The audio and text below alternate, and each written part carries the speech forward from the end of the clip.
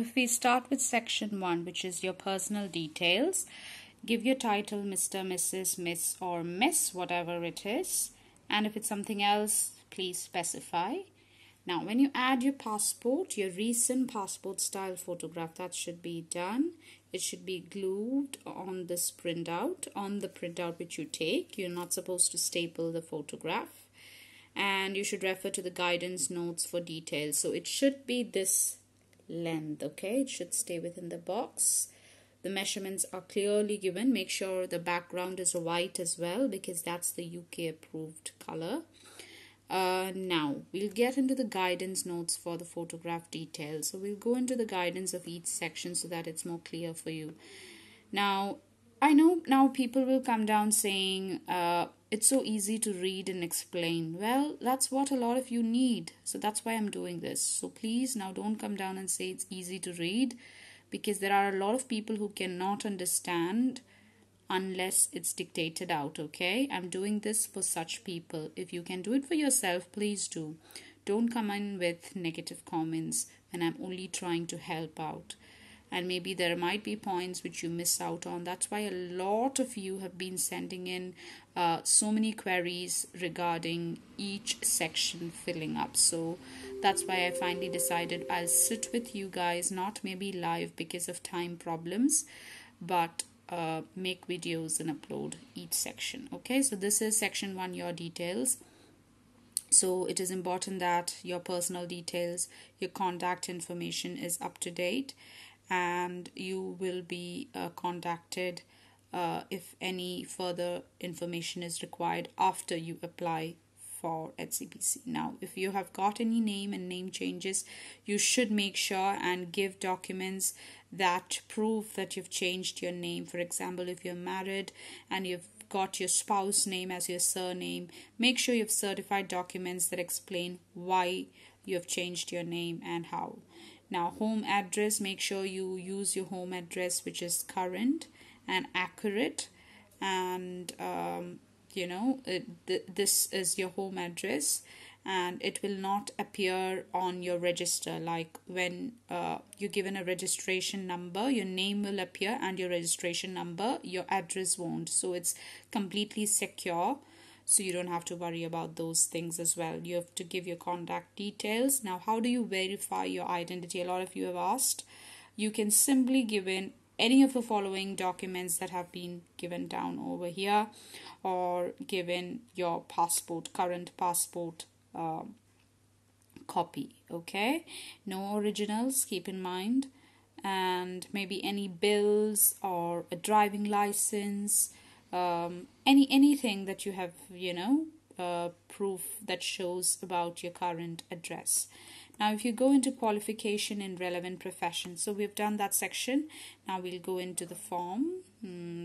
This is going to be a task, guys. Okay, so there you go into the form, write your first name over there. So the first name comes over there, whatever your name is, last name over there. Now, for people asking me about having a first name, middle name and a surname, remember, for example, my first name is Christy. Okay, I've got 3 names. I've got a first name, a middle name and a surname. So my full name is Christy Polyamble Wilson. So my first name is Christy. My middle name is Polyamble. There is no box for a middle name over there, so you don't have to mention that. Your last name, which is your surname, will be the third name that you have. I'm talking about people who have got 3 names, okay? No, 3 names, like a first, middle and a surname. Right, so that's done. Okay, whatever is in your passport, if your passport has 2 names together for your surname, put that on. If it doesn't, consider the other name as your middle and the last name as your last name. Okay, I hope that's clear. Now, if you've had any previous names, like you got married and you changed your name, so your first name would be the one which was your original name, and after your marriage you've got a changed name, right? So you'll write your previous name which was before your marriage. Now, your nationality, whatever your nationality is, put that in that box. Okay, now if you've got 2 nationalities like European citizens and stuff like that, or you've got a residing citizenship and another one as well, you can add that over there. That's the meaning of that one. Date of birth, very clear. City of birth, very clear. Country of birth, clear. Your gender, clear. Now, for national insurance number, if you're residing in a country which does not have a national insurance number, which is basically the NIN number, you don't have to put that. You don't have to mark in that box. Okay, just mark a cross if you're not using that box. That's it. Now, please provide. Now, for people watching me from India and Pakistan, and also I'll say India, if you think that Aadhaar card number is enough, no, that isn't, because that doesn't fit into the box. If you count the number of boxes, it's not the same. Okay, so your Aadhaar card number is not your national insurance number. Right, now next, please provide your current address. Give your current address, whatever it is: street name, town name, country, state, county. Now county is basically state. Okay, so that's written over there as well. Postcode, whatever your postcode is, and your telephone number along with international dialing code. So if you're from India, 91.